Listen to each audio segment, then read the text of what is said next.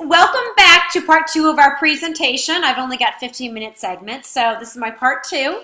And I left you on the one slide in the refugee camp of our the water situation, the open drains, and these little children here on the right who are playing in the raw sewage. There's nowhere else for them to play. There are no playgrounds or anything, so they're jumping in and out of the raw sewage, which was heartbreaking to see. I also wanted to share with you some of my students. I worked in a number of different areas. My favorite was maternal and child health, and I always took pictures with my students. This was my first class on the bottom here. These were my pre-illiterate special education adults, my first group when I arrived in the refugee camp in Panatnakom, and they had all different types of ailments, and no one was literate in their own language, and I was trying to teach them English, and a couple were blind, some were partially deaf, they had other challenges, and this was a fabulous class. I absolutely loved it. My favorite was Nia Lee right here. After 6 months, she was able to write a capital letter A, and it was the best gift I could have ever received. And these here are my maternal and child health students. This gentleman right here is one of my many, many translators. I taught in Thai and had translators for each of the languages. So he was my Hmong translator. I also had someone translating to Mian and Khmer and all the different Hill Tribe languages. And of course, you know the challenge with translation, so I tried to learn the languages as best I could so that I could speak Thai and Hmong. I learned a great deal of Hmong and Khmer, but some of the other languages were just too challenging. Also within the camp, there were many different ethnic groups. We tried to have ethnic pride. There's a beautiful little picture of me on the lower left-hand corner in a Hmong wedding outfit. And there were, I think, 50 rags wrapped around my middle because in the Hmong culture, the larger you are, the healthier and more beautiful you are. So they dressed me up in a Hmong wedding outfit, and can't say I looked too great there, but it was an experience. These were some of my younger students. I also taught art to 5- and 6-year-old students. You could see in the back the watchtower from the refugee camp. There was a fence, electrified fence, all the way around the camp with armed guards who would sit up in the towers. These were some of the children, adorable. They all had their siblings on their back. They would follow me around, all around the camp, listening to me and running away when I saw them. They were just absolutely adorable. So anyway, that was the camp. After 4 years in Thailand, I started my graduate degrees. I initially left to go to Columbia University in New York City for my master's degree. I got a master's in public health, and then I got my doctorate as well. And I also taught as an adjunct at Columbia and had a great time. This is Low Library in front. While I was a student, one of my most valuable opportunities was volunteering with the March of Dimes. They had asked me to create a program for pregnancy prevention, which I did. It went very, very well, and they loved having me there. And I turned this actually into a program with 8 different segments, and we became a 501c3 charity. I started off with pregnancy prevention, turned it into STD prevention, substance abuse prevention. I worked with children of domestic violence victims. I worked with the women, the adult domestic violence women. I had all different modules. I partnered with another doctoral candidate, and we actually created an organization called the Adolescent Health Alliance from the work I did here with the March of Dimes in Harlem on 103rd Street in New York City. And I said the project grew with the March of Dimes. It got larger and larger until we created this 501c3 Adolescent Health Alliance with a board of directors. And it's a grassroots organization where we do the pre-test, the intervention, and the post-test. We give all the tools to the organization that we're partnering with, and we teach them how to use those tools in the future so they can continue to evaluate their programs going forward. It was really exciting, and we presented all over the country on the findings of our research and our program, and it was really a great program in New York City.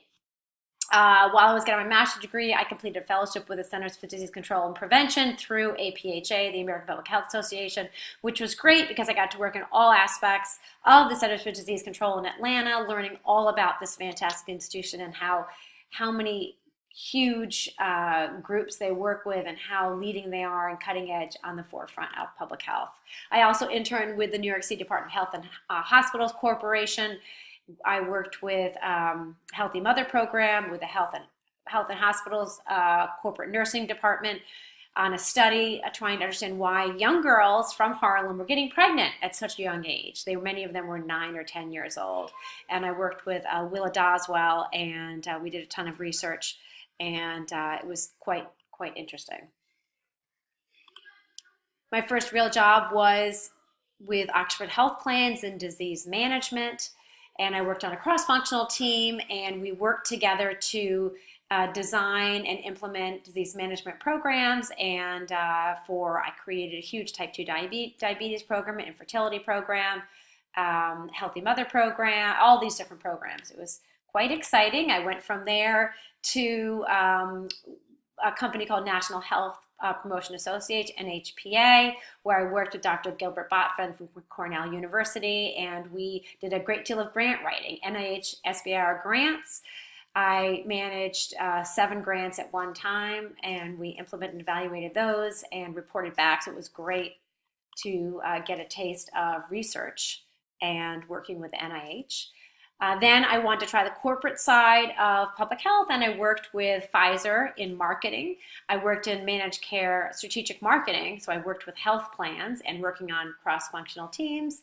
And that was really exciting. I was there for 7 years, and I moved down to Florida from New York City with Pfizer, and until I just couldn't take the commute back and forth anymore. It was just too challenging because the headquarters are in New York. I've always enjoyed traveling and meeting people from other cultures. My ideal vacation is to travel to a place where I do not know the language or culture, and I have no reservations whatsoever. So this is segmenting from my work and academic experience into my personal, where I love traveling and I love to go to a place where I'm just thrown in. I have to swim in an area that's absolutely challenging, and I love to to be faced with not knowing the culture, not knowing the language, not knowing where to go. So anyway, that's pretty exciting, and I'll share with you the next couple of minutes some of my exciting vacations. I spent time visiting India, East Africa, Europe, North and South and Central America. I summited to the very tippy top of Mount Kilimanjaro in Tanzania, Africa. Here I am right now at 19,340 feet. This is with my husband. And at this point, right after this picture was taken, I said, I'm just going to lie down and take a little nap here on the top of the mountain. And they freaked, and I was getting altitude sickness, and they tried to get me onto a stretcher, and I said, no, I'm okay. I'm going to walk. I did. I walked down from Mount Kilimanjaro. I also have been to Cusco, Peru. I've been through on the Inca Trail to Machu Picchu twice. I went 2 years ago. I organized a humanitarian multidisciplinary team to Cusco to conduct a needs assessment in a rural village. It was really exciting. We focused on 3 projects, one of which was at a health center, La Fuente, where we helped them on the business strategic marketing side, coming up with business plans and how to improve their marketing side. We also worked with a special needs orphanage. These are some of the adorable children here, and we helped gain funding for a new center to be developed, which is the new center. This is the groundbreaking day, so that the children, there weren't stairs because they couldn't climb up the stairs. It was 1 story, and it was huge and beautiful. So we worked with these children for many days, and we worked with young women. They were 11, 12, 13. One was 15, girls who had gotten pregnant, many through incest, in their villages. And once the parents found out they were pregnant, they were kicked out of their homes and had nowhere to go. So this was a homeless shelter.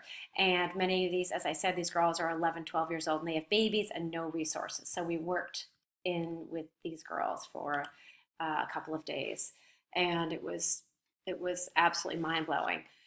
I also had time to hike the Inca Trail, as I said, for my second time. I got engaged my first time right after hiking the Inca Trail. My husband proposed to me on Lake Titicaca, which brings back great memories from Peru. Last year, I also went to Hamburg, Germany, to explore the refugee situation. One of my colleagues from the Panatnakom refugee camp is a nurse, and she's volunteering in Hamburg because 2 years ago, 2,000 refugees walked into her tiny village outside of Hamburg, and they had no resources. It was snowing, and they were mostly mothers and children, and the whole town got together and created these coffee shops where the refugees could go, charge their phones, get clothes, try to figure out where they can live, how to contact relatives, etc. So she invited us to join with her and meet some of the families. This is one of the families we met as they were leaving. And this family invited me to their house after Ramadan to enjoy the celebration, and I heard about their story. Met with many families in refugee camps and in temporary homes. These are just some of the friends that I met. It's really exciting. And I had brought my children along who realized that once they met with these kids, although they spoke different languages, were from different cultures, they had so much in common. They all loved the same sports, video games, toys, and especially Snapchat. We had fun with Snapchat. So everyone around the world is really the same.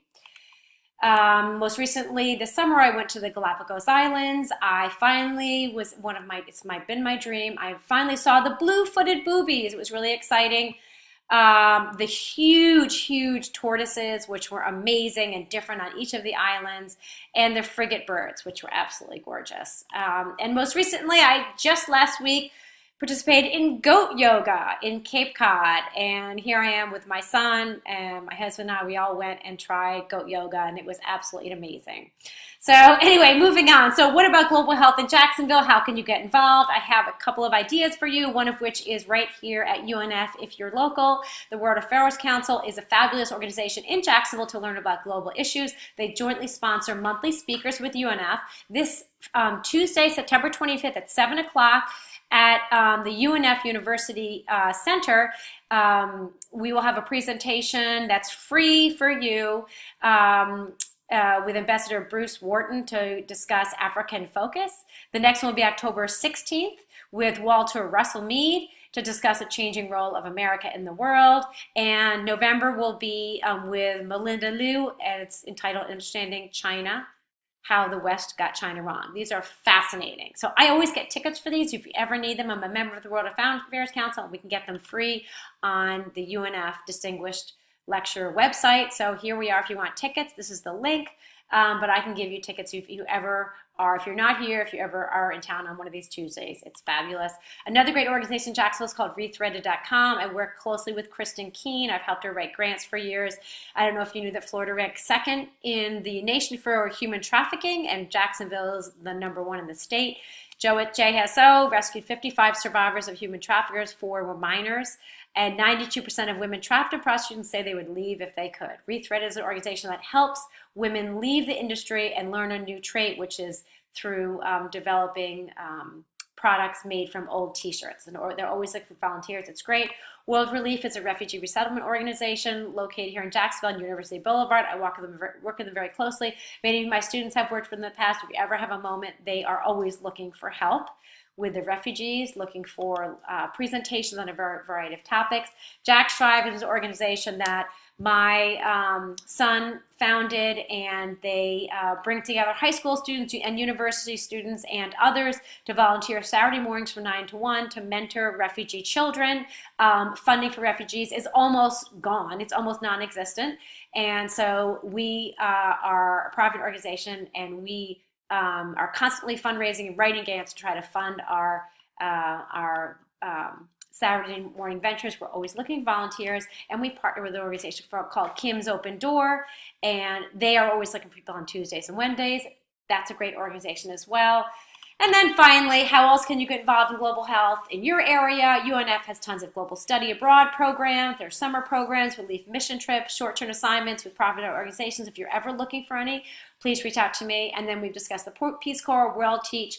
I love to see my students do great things abroad. If you even have a week and you want to do something and you have a skill, nursing, whatever it may be, I'd be happy to hook you up with an organization or with an idea. So please reach out to me. So without further ado, that's my background. That's global health here in Jacksonville, and I am really excited to work with you this semester. Thank you for sitting through this 30-minute presentation, and I'm always ready. Call me, email me, text me with questions. Have a great day. Thanks.